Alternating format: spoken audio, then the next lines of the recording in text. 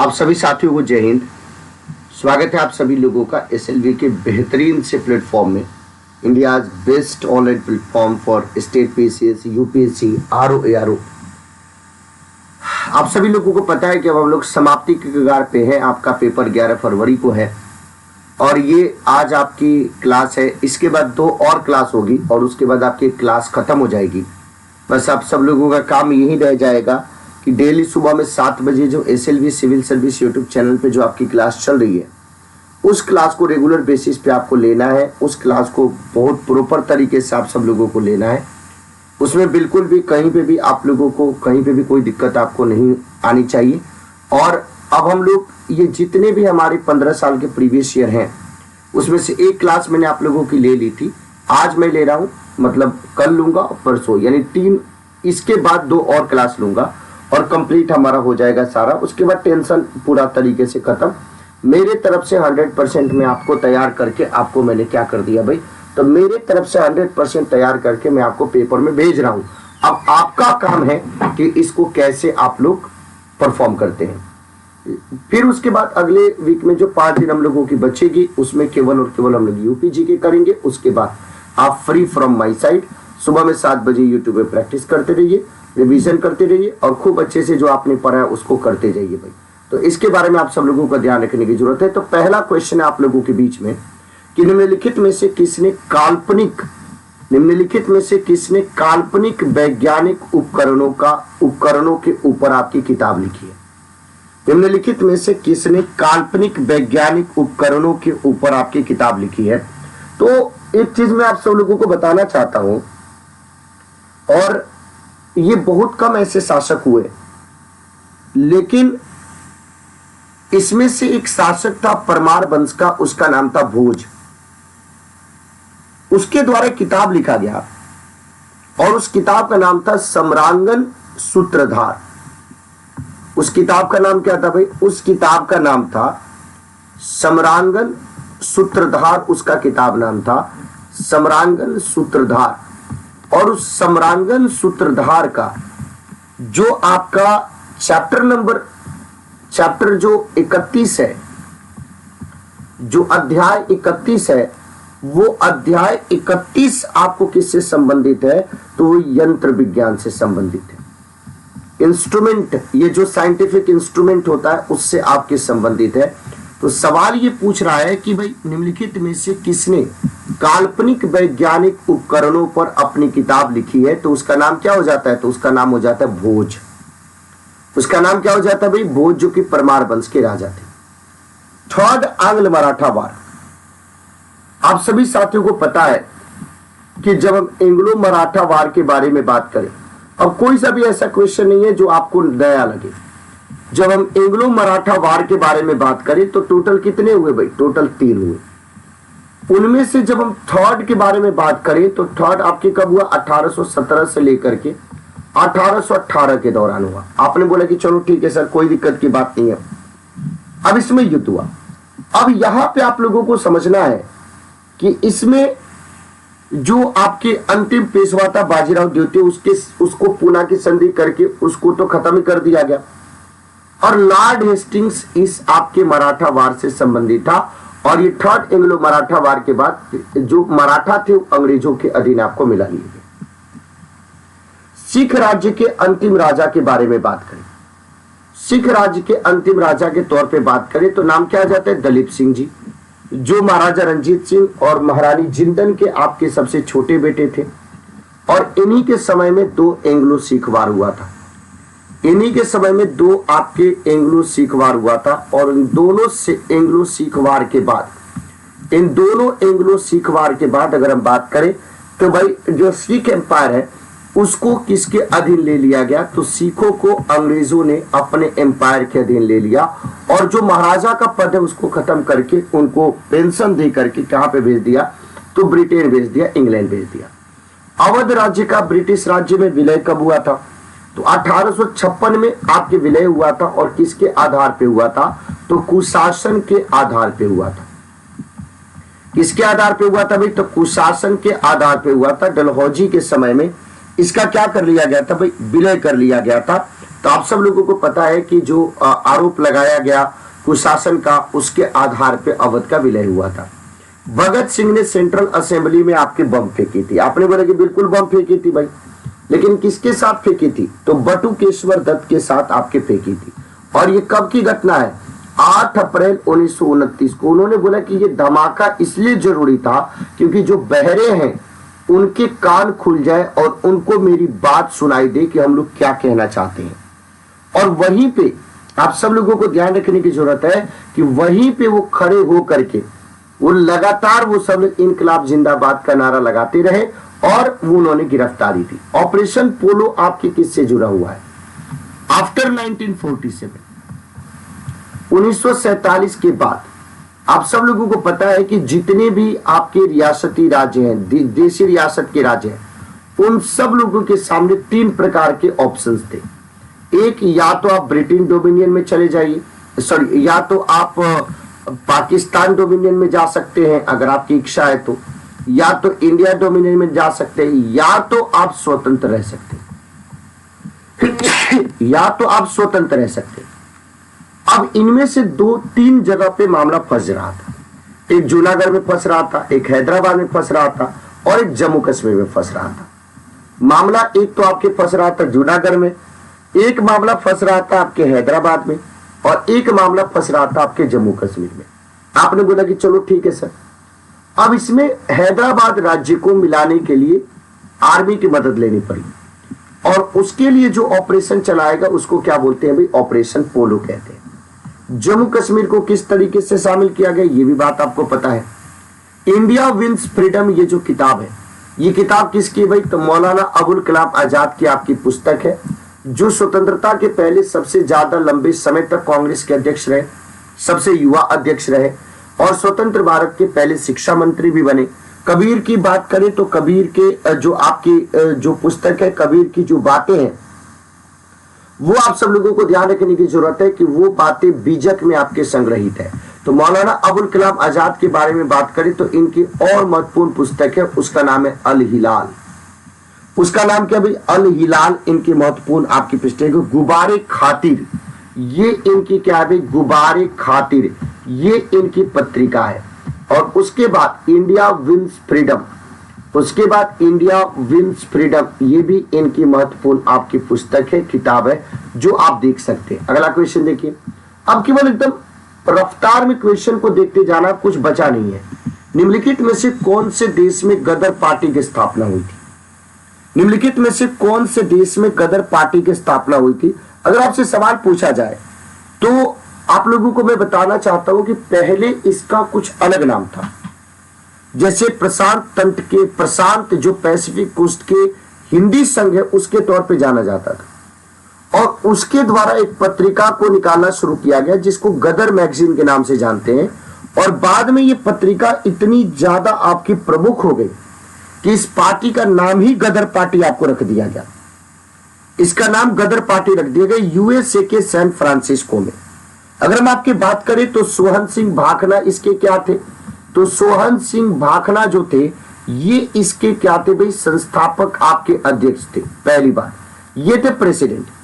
इसके अलावा जब हम आपके केसर सिंह थतगढ़ के बारे में बात करते हैं, केसर सिंह थतगढ़ के बारे में बात करते हैं, तो केसर सिंह थतगढ़ इसके क्या थे भाई? उपाध्यक्ष थे।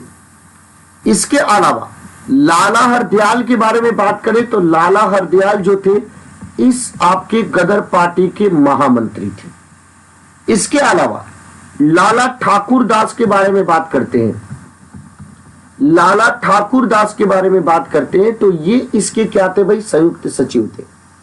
पंडित कांशीराम मर्दोली के बारे में बात करते हैं, पंडित कांशीराम मर्दोली के बारे में बात करते हैं तो इनको क्या बनाया गया था? आपके कोषाध्यक्ष बनाया गया था। और कनाडा में, चीन में, जापान में बहुत सारी जगहों पे इसके ब्रांचेस आपको दिखाई देते हैं। तो यूएसए में 1913 में इसको एस्टेब्लिश आपको किया गया था। चौरी चौरा जनपद आपके कौन से वहां पे स्थित है भाई? तो आप सब लोगों को पता है कि 4 फरवरी 1922 की घटना हुई, जो असहयोग आंदोलन के दौरान जो आपकी भीड़ थी, उसने 22 पुलिस कर्मियों को जीवित आपके क्या कर दिया भाई, जला दिया, क्योंकि थाने में आग लगा दिया। कारण क्या था कि पुलिस के द्वारा बिना मतलब आपके जो प्रदर्शनकारी थे, जो आंदोलनकारी थे, उनके ऊपर डंडा आपको चलाया गया था। तो इस तरीके से अभी के समय में उत्तर प्रदेश के गोरखपुर जनपद में ये आपको दिखाई देता है। भारत छोड़ो आंदोलन के दौरान उत्तर प्रदेश के कौन से जिले में एक पैरेलल गवर्नमेंट की स्थापना की गई थी, समानांतर सरकार की स्थापना की गई थी? अगर आपसे सवाल पूछा जाए तो समानांतर सरकार सीधे तौर पे बलिया में, और वो भी किसके नेतृत्व में, तो चीतू पांडे के नेतृत्व में। वो भी किसके नेतृत्व में भाई, तो चीतू पांडे के नेतृत्व में बलिया में क्या किया गया था भाई, तो बागी बलिया जिसको हम लोग कहते हैं, उसमें आपको ध्यान रखने की जरूरत है, ये किया गया था। अब कोई भी सवाल आपको नया नहीं लगेगा, लेकिन एक बार सारे PYQs को हम लोग कर लेंगे तो एक कॉन्फिडेंस आपका बढ़ जाएगा। ये 1916 में हुआ, ये 1917 में हुआ, ये 1919, 1920 में हुआ, और ये आपके 1919 में हुआ। बोले कि इसको ऑर्डर वाइज आप सजा दीजिए। तो सबसे पहले आप क्या सजाएंगे, 1, फिर 2, फिर 4 और फिर 3। तो 1 2 4 3 आपका करेक्ट आंसर हो जाएगा। तो सीधे तौर पे सही उत्तर क्या हो जाएगा, ए हो जाएगा। स्प्रिंगिंग टाइगर, स्प्रिंगिंग टाइगर ये आपकी किसकी आपकी जीवनी है? तो देखो, भगत सिंह के बारे में बात करें तो उनकी महत्वपूर्ण किताब थी मैं नास्तिक क्यों हूं। चंद्रशेखर आजाद आपके हिंदुस्तान रिपब्लिकन एसोसिएशन से जुड़े हुए थे, हिंदुस्तान सोशलिस्ट रिपब्लिकन एसोसिएशन से जुड़े हुए थे। राम प्रसाद बिस्मिल के बारे में बात करें तो इनके बारे में पता है कि काकोरी जो कांड है उसमें इनको अभियुक्त बनाया गया था। सुभाष चंद्र बोस जो कि कांग्रेस के अध्यक्ष रहे थे, चित्तरंजन दास के शिष्य रहे थे। ICS में इनका रैंक 4 था। भारतीय राष्ट्रीय आंदोलन में इन्होंने बढ़ चढ़ के हिस्सा लिया। तो सुभाष चंद्र बोस की जीवनी जो है स्प्रिंगिंग टाइगर का नाम है। भारतीय राष्ट्रीय कांग्रेस ने अपने कौन से अधिवेशन में, कौन से सेशन में भारत सरकार अधिनियम 1935 को अस्वीकार कर दिया था? भारत सरकार अधिनियम 1935 को अस्वीकार कर दिया था। तो कौन सा अधिवेशन था? तो जो 1935 के बाद होगा उसी में। तो 1936 का जो अधिवेशन था उसमें क्या कर दिया गया था? अस्वीकार कर दिया गया था। आसान क्वेश्चन में बिल्कुल नहीं रुकना है, जहां पे डिस्कशन करने की जरूरत है वहां पे करेंगे। निम्नलिखित में से कौन से उग्रवादी थे? देखो यहाँ पे उग्रवादी शब्द ठीक नहीं है। यहाँ पे ऐसे पूछ सकते थे कौन से एक गर्म दल से थे, कौन से गर्म दल के थे, क्योंकि ये हमारे भारत के महान सपूत थे। इनके लिए ऐसे शब्द का हम यूज नहीं कर सकते, आप एक्सट्रीमिस्ट शब्द का यूज कर सकते हैं। फिरोज शाह मेहता नरम दल, गोपाल कृष्ण गोखले नरम दल, बिपिन चंद्र पाल। आप लोगों को याद है 3 लोगों का नाम आ जाता है, एक का नाम आ जाता है लाल, दूसरे का नाम आ जाता है बाल, और तीसरे का नाम आ जाता है पाल। तो लाल, बाल और पाल, ये तीनों के तीनों आपके किससे संबंधित है भाई? तो ये तीनों के तीनों आपके गर्म दल से संबंधित है। ये तीनों के तीनों किससे संबंधित है? तो ये तीनों के तीनों आपके गर्म दल से संबंधित है। इसको आप लोगों को ध्यान रखने की जरूरत है। आपने बोला कि चलो ठीक है सर, ये भी बात समझ में आ गया। कॉमनवेल्थ पत्र किससे आपके जुड़ा हुआ है? कॉमनवेल्थ पत्र किससे जुड़ा हुआ है? अगर आपसे सवाल पूछा जाए तो कॉमनवेल्थ पत्र आपके किससे जुड़ा हुआ है? तो कॉमनवेल्थ पत्र होम रूल लीग के दौरान एनी बेसेंट की 2 महत्वपूर्ण पुस्तिका थी। एक थी आपकी कॉमनवेल्थ, और जो कि साप्ताहिक पत्र था, जो कि आपकी वीकली आपका पेपर था, और एक था उनका न्यू इंडिया। और दूसरी तरफ जब होम रूल लीग आंदोलन की शुरुआत की बात करें तो सबसे पहले किसने किया? तिलक ने किया। और इनकी जो 2 महत्वपूर्ण आपकी पत्रिका थी, एक थी केसरी मराठी लैंग्वेज में, और मराठा आपके इंग्लिश लैंग्वेज में। जो प्रथम अखिल भारतीय जो समाजवादी युवा कांग्रेस हुआ था, उस प्रथम अखिल भारतीय समाजवादी युवा कांग्रेस का सभापति कौन बने थे भाई? तो जवाहरलाल नेहरू बने थे। कौन बने थे? जवाहरलाल नेहरू। JB कृपलानी 1946 में कांग्रेस के अध्यक्ष बने, और इन्हीं के समय में कांग्रेस आपकी स्वतंत्र हुई थी। या ऐसे कहें कि भारत की स्वतंत्रता के समय कांग्रेस के अध्यक्ष कौन थे? तो JB कृपलानी। जब हम आचार्य नरेंद्र देव की बात करें और JP की बात करें तो इन लोगों ने मिलकर के 1934 में कांग्रेस सोशलिस्ट पार्टी की गठन की थी। सुभाष चंद्र बोस पहले आपके आईसीएस में रहे, फिर वो आपके आईएनसी में आए, फिर उसके बाद उन्होंने आपके फॉरवर्ड ब्लॉक की स्थापना की, फिर उसके बाद आईएनए को रीएस्टैब्लिश करने का काम किया। अगर हम हड़प्पा के बारे में बात करें तो कौन सी नदी के किनारे स्थित है? रावी नदी के किनारे। कालीबंगा कौन सी नदी के किनारे स्थित है भाई? घग्गर नदी के किनारे। लोथल आपके भोगवा के किनारे, रूपर आपके सतलज के किनारे। तो इस तरीके से सही उत्तर के बारे में बात करें तो सही उत्तर क्या हो जाएगा? तो सही उत्तर आपके 3, 2, 1, 4 आपके हो जाएगा। अगला क्वेश्चन देखिए, नेक्स्ट क्वेश्चन। निम्नलिखित में से कौन एक तमिल देश के संगम युग का राजवंश नहीं था? जब संगम लिटरेचर के बारे में बात करते हैं तो संगम लिटरेचर में आपके 3 राजवंशों के बारे में पता चलता है। आपने बोला कि कौन कौन से पता चलता है? चोल के बारे में पता चलता है, चेर के बारे में पता चलता है और पांडे के बारे में आपको पता चलता है। तो चोल, चेर और पांडे ये तीनों के तीनों यानी पल्लव आपके नहीं थे, तो जो नहीं थे वही सही थे। निम्नलिखित में से कौन तमिल रामायणम या रामावतारम का लेखक था? जब रामायण के बारे में बात करें तो रामायण में सबसे पहले किसका नाम आ जाता है? वाल्मीकि। महर्षि वाल्मीकि संस्कृत में इन्होंने रामायण को लिखा था पहली बार। फिर उसके बाद रामचरितमानस का नाम आ जाता है तुलसीदास।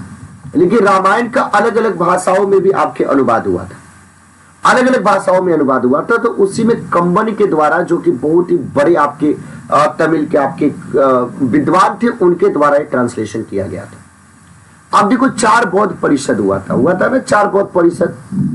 पहला हुआ था 483 बीसी में, दूसरा हुआ था 383 में, दूसरा 250 बीसी में और चौथा हुआ था 1st सेंचुरी एडी में।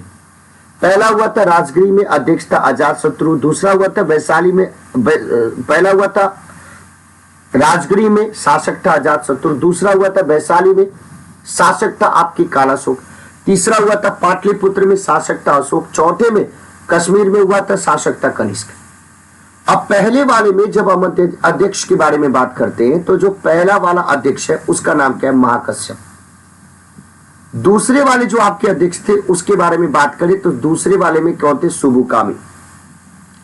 तीसरे वाले में कौन थे? तो तीसरे वाले में आपके ध्यान रखने की जरूरत है, मोगली पुत्र 30 का नाम आ जाता है। फिर चौथे वाले में अध्यक्ष कौन थे भाई? अध्यक्ष थे आपके वसुमित्र। अध्यक्ष कौन थे भाई? वसुमित्र। और उपाध्यक्ष कौन थे भाई? अश्वघोष। उपाध्यक्ष कौन से थे भाई? अश्वघोष। तो सवाल यही पूछ रहा है कि भाई पहले वाले के संचालन के बारे में, तो आंसर क्या हो जाएगा? महाकश्यप। चंद्रगुप्त मौर्य के साम्राज्य में आपका गुजरात शामिल था। इस बात की चर्चा किससे पता चलती है? तो रुद्रदामन का जो जूनागढ़ शिलालेख है उससे पता चलता है। सुदर्शन झील का निर्माण करवाया गया था और सुदर्शन झील के बारे में बात करें तो उसको किसके समय में निर्माण करवाया गया था? चंद्रगुप्त मौर्य के समय में। बाद में शक शासक रुद्रदामन ने उसका क्या किया था भाई? मरम्मत किया था। फिर उसके बाद स्कंद गुप्त ने भी उसका क्या किया था भाई? तो स्कंद गुप्त ने भी उसका आपके क्या किया था भाई? मरम्मत किया था। इसके बारे में आपको ध्यान रखने की जरूरत है। अगला देखिए, निम्नलिखित में से कौन एक अशोक का अभिलेख इस परंपरा की पुष्टि करता है कि गौतम बुद्ध का जन्म आपके लुम्बिनी में हुआ था? कौन इस बात को परंपरा? तो देखिए, महात्मा बुद्ध से संबंधित जितने भी प्लेसेस आपके थे उन सारे प्लेसेस को अशोक ने विजिट किया। उन सारे प्लेस को अशोक ने विजिट किया। बताया जाता है कि जब अशोक का कोरोनेशन हुआ था यानी राज्याभिषेक हुआ था, उसके 20 साल के बाद ये लुम्बिनी गया था। और नेपाल की रुमिनदेई जिला में ये लुम्बिनी आता है। तो रुमिनदेई में उसने एक अपना इंस्क्रिप्शन, एक अभिलेख, पिलर इंस्क्रिप्शन उसने बनवाया और उसमें उसने ये जानकारी दी कि ये भगवान बुद्ध का जन्म स्थल है। रामपुरवा के बारे में बात करें तो ये एक आपको ध्यान रखने की जरूरत है भाई, बिहार में स्थित एक जगह है जहां से पॉलिश्ड सांड की मूर्ति आपके मिली है, जो अभी राष्ट्रपति भवन में रखा गया है। आगरा नगर की स्थापना 1504 में किसके द्वारा करी गई थी भाई? तो सिकंदर लोदी के द्वारा की गई थी। अब्दुल रजाक विजयनगर आया था, बिल्कुल आया था अब्दुल रजाक विजयनगर, इसमें कोई दिक्कत की बात नहीं है। तो अब्दुल रजाक विजयनगर आया था किसके समय में? देवराय सेकंड के समय में। और कहां से आया था? तो भारत से आया था। ये सारे सवाल मैं आपको करा भी चुका हूं, ये सब आप लोगों को रिपीटेड लग रहा होगा क्योंकि ये आपको आता है।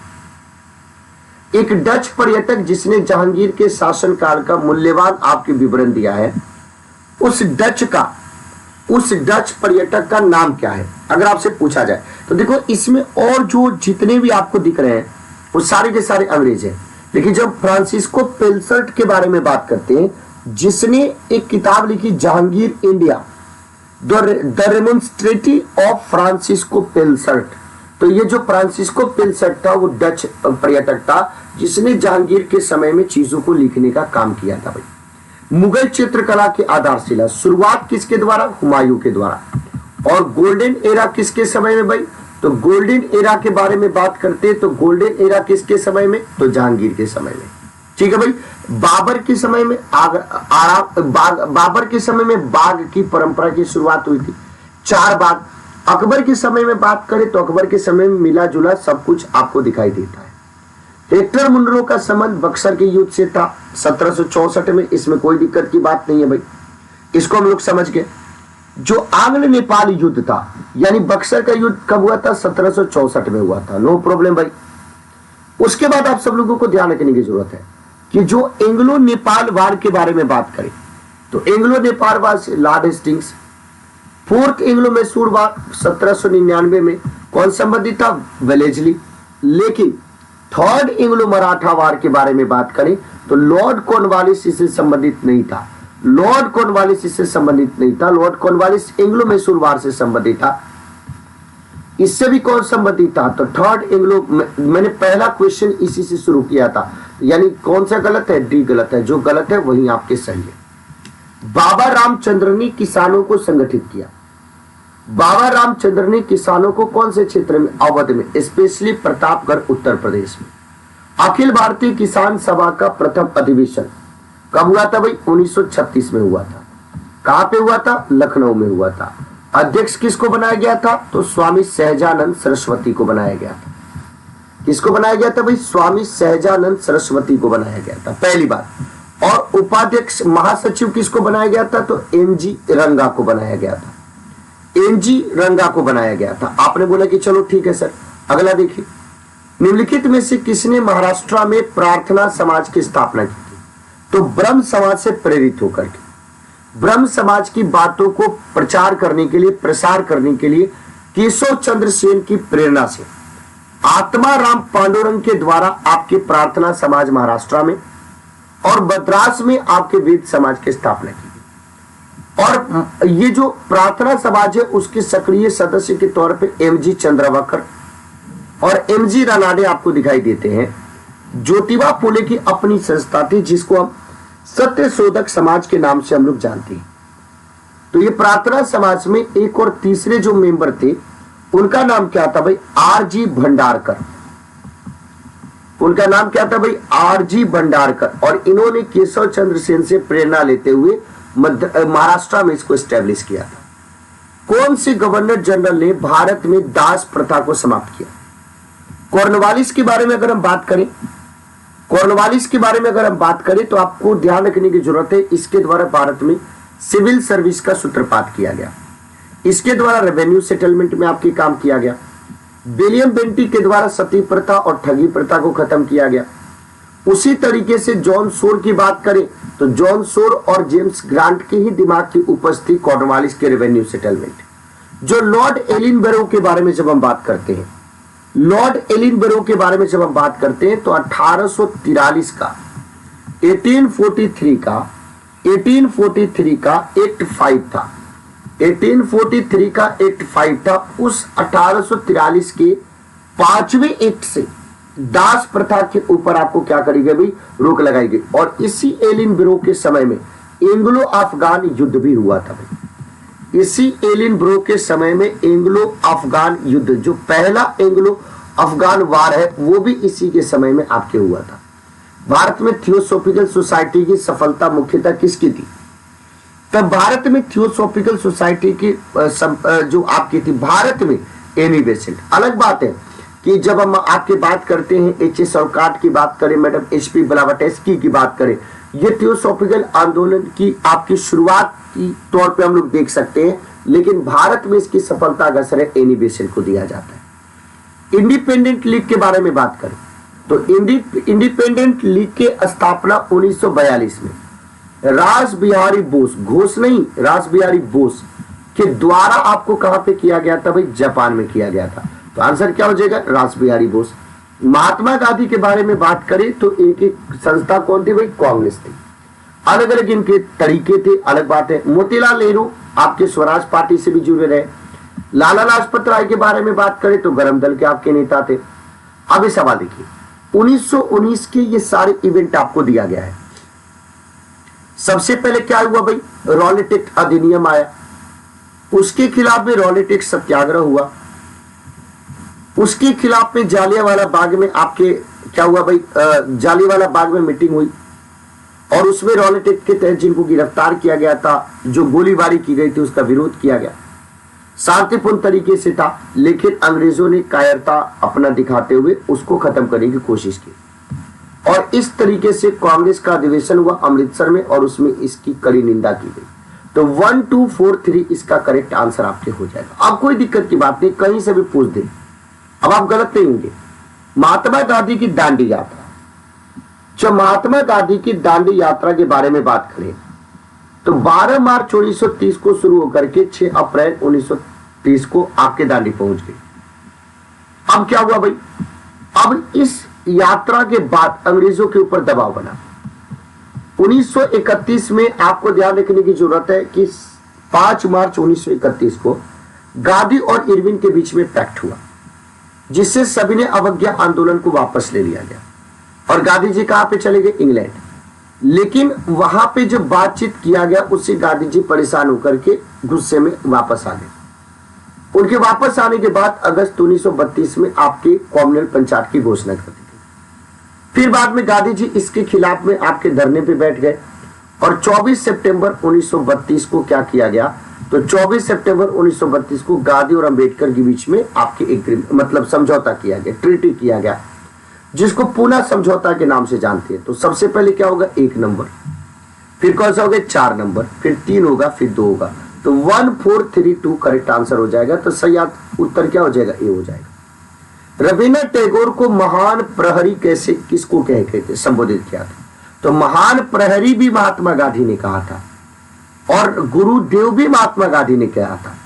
मौलाना अबुल कलाम आजाद के बारे में बात करें तो ये स्वतंत्र भारत के पहले शिक्षा मंत्री रहे।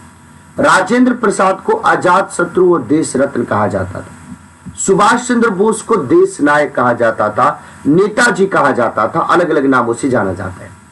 हिंदुस्तान रिपब्लिकन एसोसिएशन HRA की स्थापना 1924 में आपके कानपुर में करी गई थी और सचिंद्र सान्याल इसके संस्थापक आपके अध्यक्ष थे और इन्हीं के सदस्यों के द्वारा, HRA के सदस्यों के द्वारा ही कानपुर जो काकोरी जो घटना हुई उसको अंजाम दिया गया था और वहां पे एक ट्रेन को लूट लिया गया था और उसमें 4 लोगों को फांसी की सजा दी गई थी। महात्मा गांधी के द्वारा 1922 में आपके असहयोग आंदोलन स्थगित कर दिया गया चौरी चौरा के बाद। ठीक है भाई, उनके अपने कारण थे स्थगन के और इस स्थगन का चितरंजन दास और मोतीलाल नेहरू ने विरोध किया, उनके अपने कारण थे। दोनों अपनी अपनी जगह पे सही है लेकिन एक्सप्लेनेशन सही नहीं है, तो इसलिए आंसर आपका बी हो जाएगा। अगला क्वेश्चन, भागवत संप्रदाय में जो हेलियोडोरास का भागवत संप्रदाय है, सवाल ये पूछ रहा कि भागवत संप्रदाय में टोटल अगर हम भक्ति के बारे में बात करें, जिस भक्ति को नौधा भक्ति कहा जाता है, नाम ही उस भक्ति का क्या है? नौधा भक्ति। उस भक्ति का नाम ही क्या है? तो उस भक्ति का नाम ही है नौधा भक्ति, उसका नाम है। तो टोटल भक्ति के कितने रूप आपको दिखाई देते हैं? 9 दिखाई देते हैं। बुद्ध कौशाम्बी किसके राज्य में आए थे? अब कौशाम्बी किसकी राजधानी थी भाई? वत्स की राजधानी थी, वत्स की राजधानी थी। अब आपके अंदर क्वेश्चन आएगा कि भगवान बुद्ध समकालीन थे सर किसके? बिंबिसार के। अब बिंबिसार का उत्तराधिकारी कौन हुआ? अजातशत्रु। अजातशत्रु का उत्तराधिकारी कौन हुआ? उदयीन। और वो उदयीन था और ये उदयन है और ये आपके वत्स के राजा हैं। वो उदयीन था और ये उदयन है, तो दोनों में डिफरेंस है, दोनों में डिफरेंस है। तो उदयन के राज्य काल में ये आपके भगवान बुद्ध कौशाम्बी आए थे। उदयीन क्यों नहीं होगा? क्योंकि उदयन के समय में तो भगवान बुद्ध थे ही नहीं। उदयन के समय में तो भगवान बुद्ध थे ही नहीं, तो आएंगे कैसे? कौन से धर्म को राष्ट्रकूटों का संरक्षण प्राप्त हुआ? अब राष्ट्रकूट के बारे में बात करें तो राष्ट्रकूट वंश के शासकों ने जैन धर्म को आपके संरक्षण प्रदान किया। राष्ट्रकूट के संस्थापक के तौर पे, फाउंडर के तौर पे अगर हम बात करें तो फाउंडर के तौर पे किसका नाम आ जाता है? तो फाउंडर के तौर पे दंती दुर्ग का नाम आ जाता है। ठीक है भाई, किसका नाम आ जाता है? दंती दुर्ग का नाम आ जाता है। और अलग अलग, जैसे हम अमोघ वर्ष के बारे में बात करें, जो इसके प्रमुख आपके शासक थे, अमोघ वर्ष के बारे में बात करें, चाहे हम इंद्र फोर्थ के बारे में बात करें, इंद्र थर्ड के बारे में बात करें, चाहे इंद्र फोर्थ के बारे में बात करें, चाहे हम कृष्ण सेकेंड के बारे में बात करें, जब हम इसके कृष्ण सेकेंड के बारे में, ये सब के सब आपके राष्ट्रकूट वंश से संबंधित है, सबको राष्ट्रकूट वंश से संबंधित है। और इसी अमोघ वर्ष के दरबार में, जब हम अमोघ वर्ष के बारे में बात करते हैं, तो इसी अमोघ वर्ष के दरबार में आपके कौन रहा करता था? तो अमोघ वर्ष के दरबार में आपके जीन सेन रहा करते थे। और जीन सेन जो थे बहुत प्रसिद्ध आपके जैन विद्वान थे, और इनकी जो रचना है आप लोग जानते भी होंगे, वो रचना कौन से नाम से जानी जाती है? आदि पुराण के नाम से जानी जाती है। तो आदि पुराण इनकी बहुत ही महत्वपूर्ण रचना है, जो अमोघ वर्ष के दरबार में आपके रहा करते थे। शक विजेता किसे कहा जाता है? शक विजेता किसे कहा जाता है? तो शक विजेता किसे कहा जाता है? तो जो गुप्त वंश के सबसे प्रमुख शासक थे, जिनके दरबार में आपके 9 रत्न रहा करते थे, कालिदास से लेकर के, वराह मिहिर से लेकर के, आर्यभट्ट से लेकर के, अमर सिंह से लेकर के, शंकुच से लेकर के, छपनक से लेकर के, तो चंद्रगुप्त द्वितीय ने शकों को पराजित किया। इसीलिए चंद्रगुप्त द्वितीय को शक विजेता भी कहा जाता है, इसको शकारी भी कहा जाता है। अलग अलग इसने आपको उपाधि धारण करी। शकों को जीतने के बाद इसने अपने आप को विक्रमादित्य कहा, इसने अपने आप को शकारी कहा, इसने अपने आप को शक विजेता भी कहा। चंद्रगुप्त प्रथम जब आपके गद्दी पे बैठे 319-320 एडी में, तो एक नए एरा की शुरुआत हुई, जिसको हम लोग किसके नाम से जानते हैं? गुप्त संवत के नाम से जानते हैं। समुद्रगुप्त को क्या बोलते हैं? भारत का नेपोलियन। कुमार गुप्त के द्वारा आपके क्या किया गया था? तो नालंदा विश्वविद्यालय का आपका निर्माण करवाया गया था। बेरोजगारों की सहायता के लिए कौन से सुल्तान ने रोजगार कार्यालय की स्थापना की थी? उसका नाम क्या था? फिरोज शाह तुगलक। फिरोज शाह तुगलक के समय में आपके गुलामों की संख्या सबसे ज्यादा थी। इसके लिए उसने अलग से एक विभाग भी बनाया था, जिसको दीवान ए बंदगान के नाम से आपको जाना जाता है। इसने दारुल उल सफा की भी स्थापना की थी, जो एक चैरिटेबल हॉस्पिटल था। फिरोज शाह तुगलक के बारे में बात करें तो इसने सबसे ज्यादा नहरों का निर्माण किया, सबसे ज्यादा शहरों का निर्माण किया। उसके लिए इसने लोक निर्माण विभाग की भी स्थापना की। मोहम्मद बिन तुगलक ने एग्रीकल्चर के लिए अलग से डिपार्टमेंट दीवान कोही की स्थापना की। बलबन ने आपके सेना के लिए आपके दीवान अर्ज की स्थापना की। और अलाउद्दीन खिलजी के बारे में बात करें तो दीवान मुस्तखरात से लेकर के, नए नए टैक्सेस से लेकर के, आर्मी के क्षेत्र से लेकर के सारे क्षेत्रों में रिफॉर्म के लिए देखा जाता है। निम्नलिखित जो जितने भी मध्यकाल के आपके शासक हुए, उनमें से कौन एक बहुत ही उच्च शिक्षित आपके शासक था? उसका नाम क्या था? जितने भी इसमें से हुए, देखो यहाँ पे बहुत चालाकी से, जितने भी यहाँ पे हैं उनमें से बहुत चालाकी से आपको ध्यान रखने की जरूरत है। मोहम्मद बिन तुगलक का नाम नहीं दिया है। ये तो नाम क्या हो जाएगा? शेर शाह सूरी के बारे में बात करें तो शेर शाह सूरी ने अपनी पढ़ाई लिखाई कहां से करी थी? तो अपनी पढ़ाई लिखाई जौनपुर से करी थी, जिसको उस समय पूर्व का सिराज कहा जाता था। जौनपुर को उस समय पूर्व का सिराज कहा जाता था और महत्वपूर्ण शिक्षा केंद्र था। जैसे मौर्यों के समय में तक्षशिला था, पाल के समय में या बाद के समय में नालंदा था, उसी तरीके से शेरशाह सूरी के समय में ये जौनपुर महत्वपूर्ण आपका था और ये सबसे ज्यादा योग्य और पढ़ा लिखा था। बेसनगर अभिलेख का जो हेलियोडोरास है, वो हेलियोडोरास कहाँ का आपके शासक, कहाँ का निवासी था? तो तक्षशिला का निवासी था। तक्षशिला के निवासी था भाई। इसके बारे में आपको ध्यान रखने की जरूरत है भाई। तो ये जो हेलियोडोरास था, ये सुंग वंश के शासक, कौन से शासक भाई? सुंग डिनेस्टी के शासक, जो सुंग वंश के 9वें आपके शासक थे, 9th रूलर थे, जिनका नाम क्या था? भागभद्र। जिनका नाम क्या था भाई? भागभद्र नाम था। और उन्हीं को हम लोग किसके नाम से जानते हैं? उन्हीं को हम लोग भागवत के नाम से हम लोग जानते हैं। और उसी के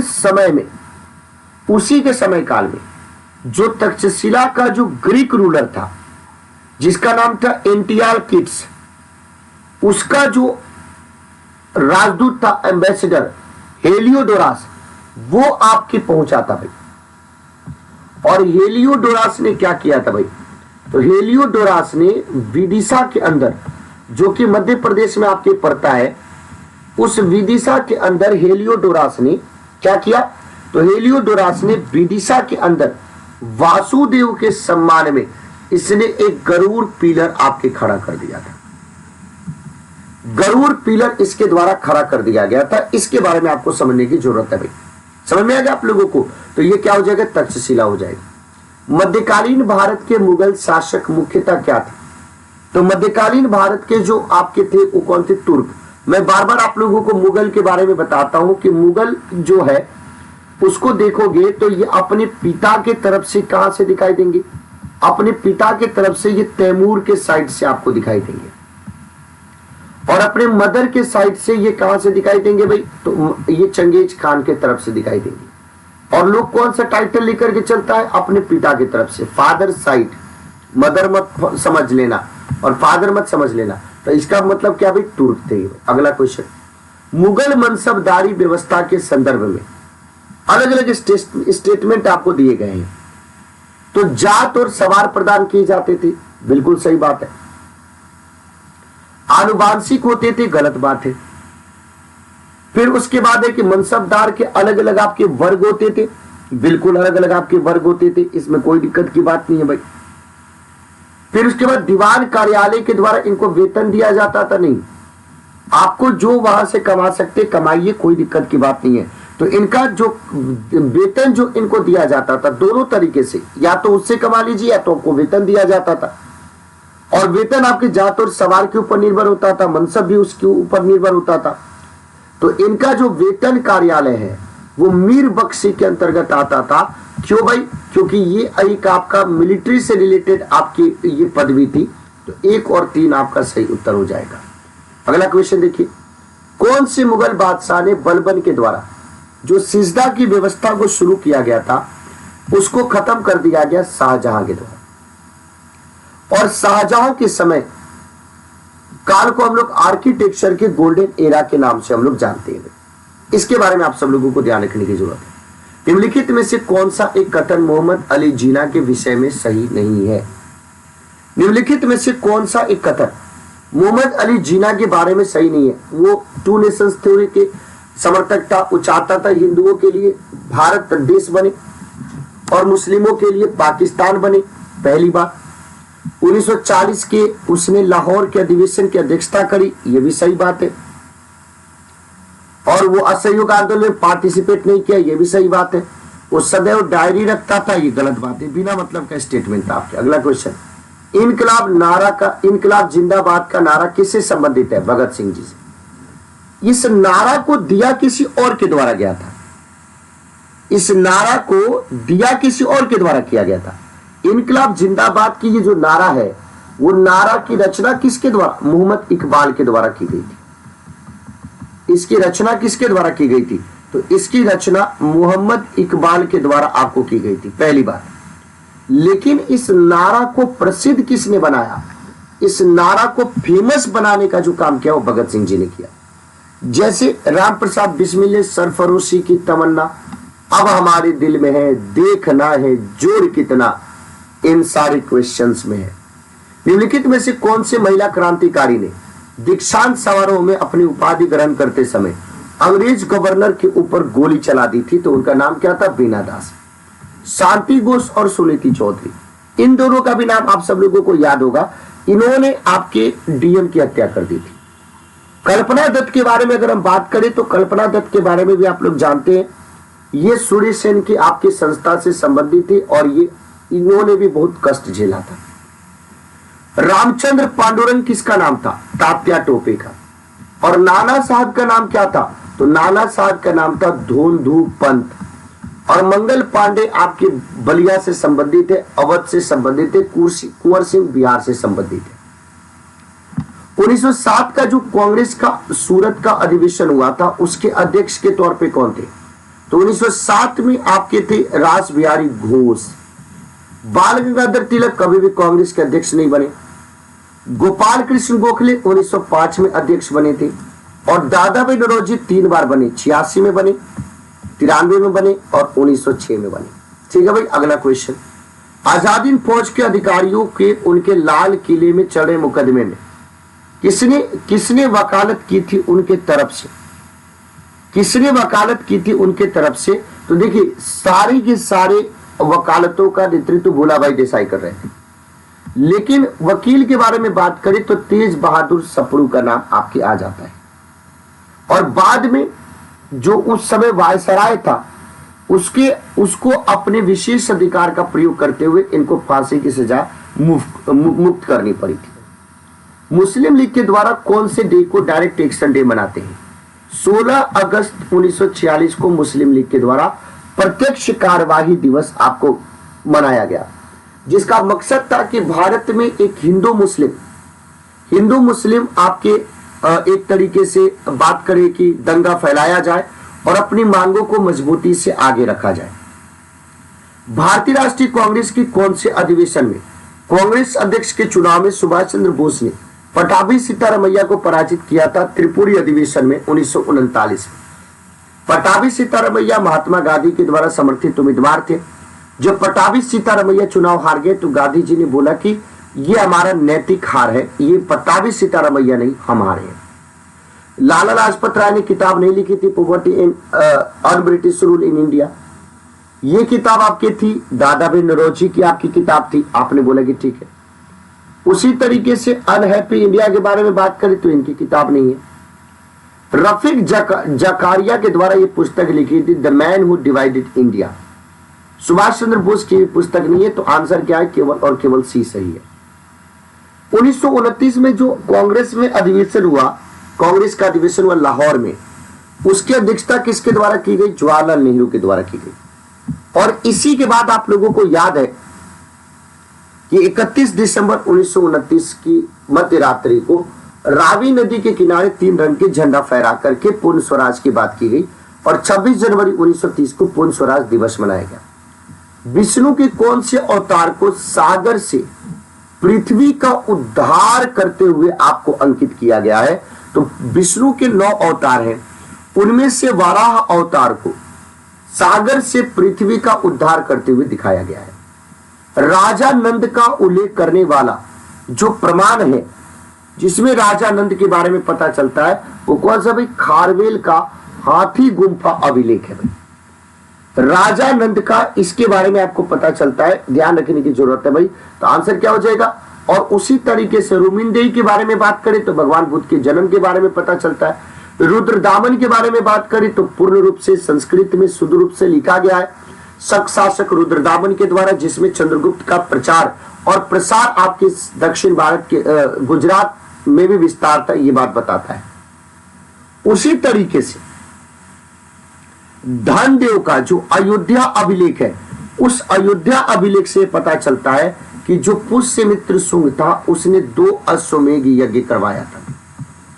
पुष्यमित्र शुंग ने 2 अश्वमेघ यज्ञ करवाए थे और उसके पुरोहित कौन थे? उसके पुरोहित थे आपके पतंजलि। उसके पुरोहित कौन थे? पतंजलि। तो बोले कि राजा नंद के बारे में तो खारवेल का हाथी गुंफा अभिलेख।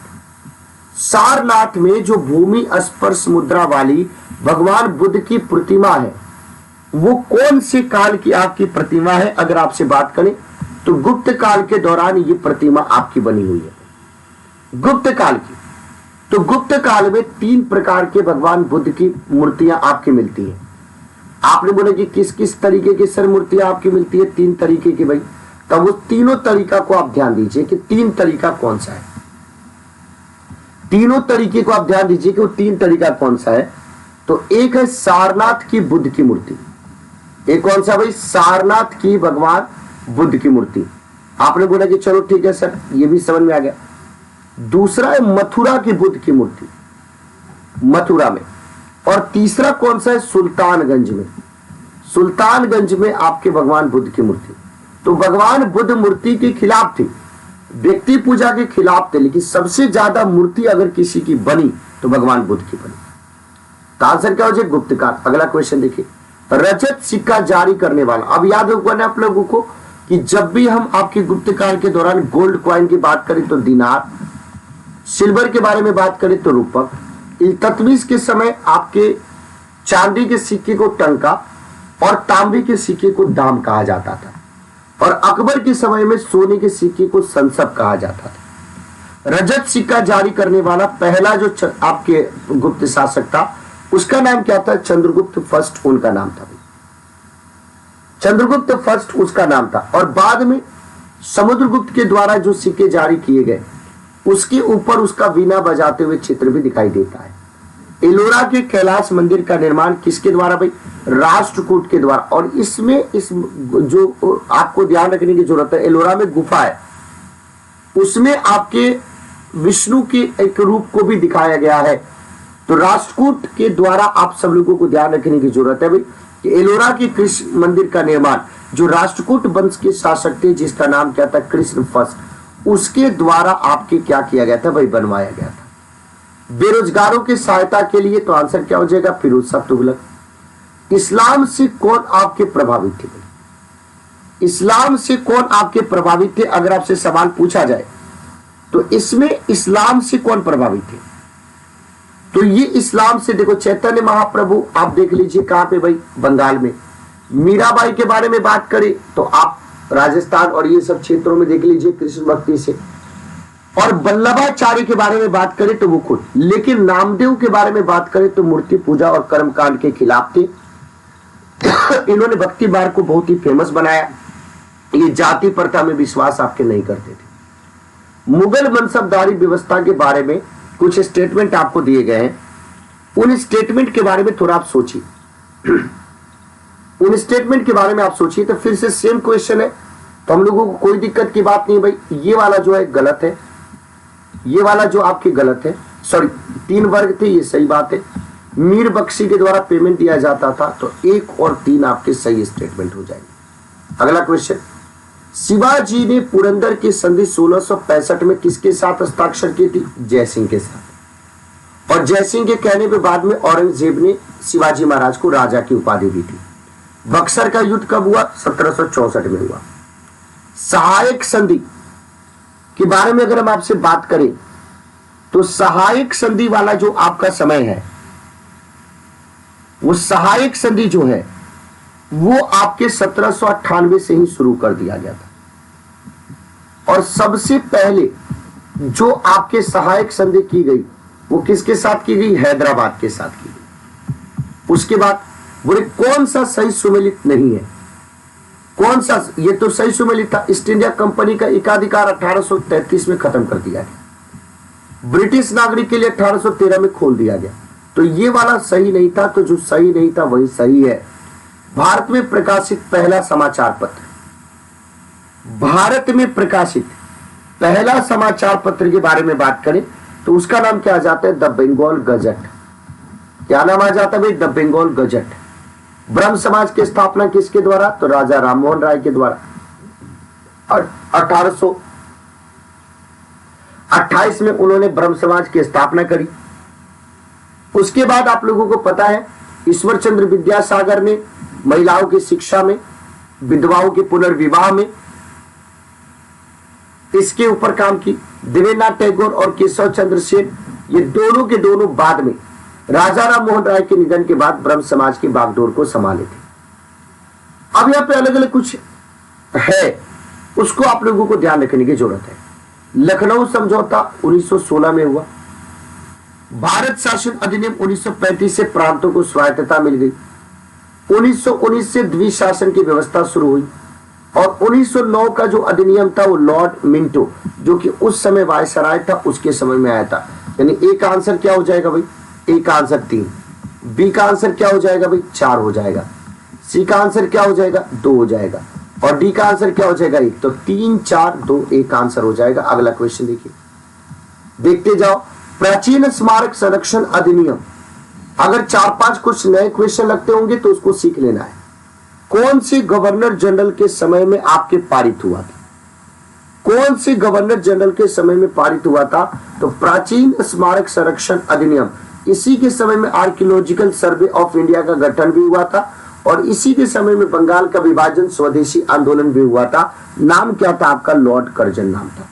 ठीक है भाई, इसके बारे में आपको ध्यान रखने की जरूरत है भाई। जो निम्नलिखितों है उसी के समय में भारत छोड़ो आंदोलन हुआ था, इसी के समय में निम्नलिखितों के समय में ही भारत छोड़ो आंदोलन आपके हुआ था। हार्डिंग के बारे में बात करें तो इसके समय में 1911 में दिल्ली दरबार का आयोजन हुआ, दिल्ली को ब्रिटिश भारत की राजधानी बनाई गई। और मिंटो के समय में सांप्रदायिक अधिनिर्णय यानी कॉम्युनल रिप्रेजेंटेशन की बात की गई थी। वीडी सावरकर के द्वारा जो संगठन बनाया गया था उसका पहले नाम था मित्र मेला, बाद में अभिनव भारत कर दिया गया। लोक सेवाओं की परीक्षा इंग्लैंड और भारत में एक साथ करने की जो आपकी संस्तुति है, एक साथ, वो किसके द्वारा किया गया था? 1919 के अधिनियम मॉन्टेग्यू चेम्सफोर्ड रिपोर्ट के द्वारा किया गया था। होम रूल आंदोलन से कौन से संबंधित थी भाई? एनी बेसेंट संबंधित थी। बारदोली सत्याग्रह से वल्लभ भाई पटेल थे। असहयोग आंदोलन से मोहनदास और स्वराज पार्टी से सीआर दास। यानी ए का आंसर क्या हो जाएगा? 4, बी का आंसर 3 हो जाएगा, सी का आंसर 1 हो जाएगा और डी का आंसर 2। तो 4 3 1 2 करेक्ट आंसर हो जाएगा, बी हो जाएगा। मतलब कोई भी ऐसा सवाल नहीं जिसमें सोचना है। राजा महेंद्र प्रताप की अध्यक्षता में भारत की अस्थायी सरकार आपको कहां पे बनाई गई थी? तो अस्थायी सरकार सुभाष चंद्र बोस के द्वारा सिंगापुर में और राजा महेंद्र प्रताप जी के द्वारा अफगानिस्तान में आपको बनाई गई थी। राजा महेंद्र प्रताप और बरकतुल्लाह के द्वारा अफगानिस्तान की मदद से 1915 में 1915 में इस सरकार का गठन किया गया था। किससे जुड़ा हुआ है इनकलाब जिंदाबाद? तो सरदार भगत सिंह जी के साथ। सांप्रदायिक अधिनिर्णय की घोषणा के बाद निम्नलिखित में से, तो सांप्रदायिक अधिनिर्णय के बाद क्या हुआ था? पूना पैक्ट हुआ था। लाल किले में चले मुकदमे में से, तो फिर से वही रिपीटेड क्वेश्चन है, तेज बहादुर सप्रू। निम्नलिखित में से कौन सा 1929 में कांग्रेस के लाहौर अधिवेशन में संकल्प में शामिल नहीं था? लाहौर अधिवेशन में संकल्प में आपके शामिल नहीं था। अगर आपसे क्वेश्चन पूछा जाए तो मैं चाहता हूं ना कि इसका थोड़ा आप लोग होमवर्क में आंसर बताइएगा कि इसका करेक्ट आंसर क्या होगा। मैं देखना चाहता हूं कि कौन कौन से बच्चे इस क्लास में थे। ऋग्वेद में अघन्य का प्रयोग किसके लिए हुआ? गाय के लिए, जिसको आप मार नहीं सकते। मारेंगे तो आपको मृत्यु दंड की सजा दी जाएगी या आपको बाहर निकाल दिया जाएगा। विष्णु के समुद्र से पृथ्वी का अवतार, आपको वराह अवतार। मगध का कौन सा सम्राट? अपरो परशुराम। अपरो परशुराम अपने आप को कौन कहता है? महापद्मनंद। अपरो परशुराम अपने आप को कौन कहता है? महापद्मनंद। एकराट कौन कहता है? महापद्मनंद। अगला देखिए, मत विलास प्रहसन के लेखक आपके कौन थे भाई? मत विलास प्रहसन के लेखक के तौर पे अगर हम बात करें तो किसका नाम आ जाता है? तो महेंद्र बर्मन का नाम आ जाता है।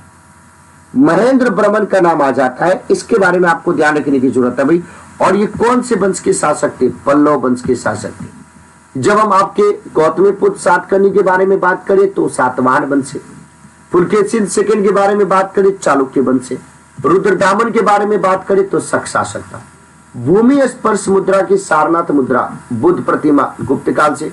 अब सारे के सारे रिपीटेड क्वेश्चन आएंगे। रिपीटेड क्वेश्चन में वक्त हमें बर्बाद नहीं करना है। अलबरूनी कब आया था भारत में? अलबरूनी गजनवी के साथ आया था। और गजनवी कब आया था भारत में? तो 11वीं शताब्दी में आया था। और अलबरूनी ने गजनवी के समय के भारत को लिखने के लिए तहकीके हिंद, जिसको हम लोग तहकीके हिंद के नाम से जानते हैं, उसकी रचना की थी, जिसको किताबुल हिंद भी कहा जाता है। अन्न के ऊपर से टैक्स को किसके द्वारा खत्म कर दिया गया था? अन्न के ऊपर से टैक्स को किसके द्वारा खत्म कर दिया गया था? तो सिकंदर लोधी, जिसके द्वारा आगरा शहर की निर्माण की गई, गज ए सिकंदरी का शुरुआत किया गया, उसके द्वारा खत्म कर दिया गया था। भक्ति आंदोलन कौन प्रभावित है इस्लाम से? नामदेव प्रभावित है। राणा सांगा ने निम्नलिखित युद्धों में से बाबर के खिलाफ में कौन से में युद्ध किया था? खानवा का युद्ध हुआ था। 1526 में बाबर ने इब्राहिम लोदी को हराया। 1527 में खानवा में राणा सांगा को हराया। 28 में मेदिनी राय को हराया और 29 में इसने किसको हरा दिया भाई? तो आपको ध्यान रखने की जरूरत है भाई, आपको सीधे तौर पे महमूद लोदी को हरा दिया। पुरंदर की संधि के ऊपर हस्ताक्षर जयसिंह, पहले खूब ज्यादा रिपीटेड क्वेश्चन होते थे। बाबर, अगर हम बाबर के बारे में बात करें तो बाबर से जमी मस्जिद संभल का। हुमायूं के बारे में बात करें तो हुमायूं के समय में दीन पनाह नगर की स्थापना की। अकबर के फतेहपुर सीकरी में जहांगीरी महल और जहांगीर के समय में इत्मादुद्दौला मकबरा, यानी 1 2 3 4 इसका करेक्ट आंसर है। इसमें कोई भी आपका इधर उधर नहीं है, मैचिंग सारे के सारे मैचिंग है। अगला क्वेश्चन देखिए, भारत सरकार अधिनियम 1935 को गुलामी का अधिकार पत्र किसने कहा था? तो जवाहरलाल नेहरू ने इसको गुलामी का अधिकार पत्र कहकर के संबोधित किया था। महासचिव कौन थे 1885 में? ए.ओ. ह्यूम, कभी भी अध्यक्ष नहीं बना यह व्यक्ति। और ये कौन थे भाई? प्रेसिडेंट थे। दादाभाई नौरोजी भी कांग्रेस के 3 बार अध्यक्ष बने थे। अभिनव भारत, जिसको पहले मित्र मेला के नाम से जानते थे, विनायक दामोदर सावरकर के ये था। डेक्कन एजुकेशनल सोसाइटी की स्थापना से कौन आपके संबंधित है? डेक्कन एजुकेशन सोसाइटी के स्थापना से कौन संबंधित है? तो बाल गंगाधर तिलक, उसके बाद एन.वी. नाम जोशी, बी.के. चिपलनकर। इन्होंने शिक्षा को सबके लिए आसान बनाने के लिए न्यू इंग्लिश की शुरुआत आपकी करी थी। किसकी शुरुआत करी थी भाई? न्यू इंग्लिश की शुरुआत आपकी करी थी, न्यू इंग्लिश की शुरुआत करी थी। और बाद में 1884 में दक्कन एजुकेशनल सोसाइटी को इन्होंने गठित किया था। और न्यू एजुकेशन जो आपके न्यू इंग्लिश स्कूल था, इसी आपके दक्कन एजुकेशनल सोसाइटी के अंतर्गत आपको रजिस्टर्ड किया गया था। क्या किया गया था भाई? रजिस्टर्ड यानी पंजीकृत किया गया था। और बाद में महादेव गोविंद रानड़े इसमें शामिल हुए, लेकिन पहले सदस्य नहीं थे। भारतीय ब्रह्म समाज की स्थापना किसके द्वारा की गई? ईश्वर चंद्र विद्यासागर जी। भारतीय ब्रह्म समाज, इसके बारे में आपको ध्यान रखने की जरूरत है भाई। और केशव चंद्र सेन के बारे में बात करें तो इन्होंने आदि ब्रह्म समाज की स्थापना की। सॉरी, आप माफ कीजिएगा आप लोग, ईश्वर चंद्र विद्यासागर तो किससे संबंधित थे? ये तो विधवा पुनर्विवाह से और आपके बालिकाओं के एजुकेशन से संबंधित है। भारतीय ब्रह्म समाज जो था वो केशव चंद्र सेन के द्वारा स्टैब्लिश किया गया। और पहले इस संगठन को आदि ब्रह्म समाज के नाम से जाना जाता था। किसके नाम से जाना जाता था भाई? आदि ब्रह्म समाज के नाम से जाना जाता था। और बाद में ये चल करके आपके क्या बन गया भाई? भारतीय ब्रह्म समाज बन गया। बाद में भारतीय ब्रह्म समाज बन गया। ठीक है भाई। कौन से आंदोलन के साथ अरुणा आसफ अली आपकी जुड़ी हुई थी? तो ग्वालियर टैंक में भारतीय राष्ट्रीय कांग्रेस की झंडा फहराने के लिए इनको याद करते अरुणा आसफ अली का नाम। तो ये भारत छोड़ो आंदोलन से जुड़ी हुई थी। कांग्रेस ने साइमन कमीशन का विरोध क्यों किया? कांग्रेस ने साइमन कमीशन का बहिष्कार किया क्योंकि साइमन कमीशन में एक भी सदस्य आपके भारतीय नहीं था, इसीलिए विरोध किया। आंसर आपका ए हो जाएगा। कोई भी क्वेश्चन अब आपको नहीं लगेगा। 1946 में मेरठ में कांग्रेस की अध्यक्षता किसके द्वारा की गई थी? जेबी कृपलानी के द्वारा। ये सारे के सारे आपके सवाल थे जो मैंने आप सब लोगों को बताया, जो मैंने आप सब लोगों को पूरे प्रॉपर तरीके से कराया। हमें पूरा विश्वास है कि आज आप लोगों को सारे क्वेश्चन, तो सब लोग इस क्लास के नीचे अपना स्कोर बताएंगे कि 100 में से कितना क्वेश्चंस आपको आता था। मैंने क्या ये सारे क्वेश्चन कराए थे? इसमें से 5-7 सवालों को छोड़ दें तो 93 क्वेश्चन आपके सही होने चाहिए। हम लोग कल भी यानी इसके बाद और 2 सेशन हम लोग लेंगे जो आपके कोर्स की अंतिम 2 क्लास आपकी होगी और उसके साथ ही ये आपका कंप्लीट हो जाएगा। ठीक है भाई। उसके बाद हिस्ट्री की चिंता आपकी क्या हो जाएगी भाई? खत्म हो जाएगी। उसके बाद आप लोग खूब अच्छे से डेली 7 बजे आप क्लास को लीजिएगा। कौन से क्लास को? कौन से क्लास को लीजिएगा? तो डेली आप सब लोगों को 7 बजे लेना है। SLV civil service YouTube channel पे क्लास को लेना है। तो अंतिम 2 क्लास हमारी बची हुई है। तो आप सब लोग अपना स्कोर जरूर बताइएगा कि ये आपका स्कोर कितना रहा। बहुत बहुत धन्यवाद, थैंक यू सो मच, ढेर सारा प्यार।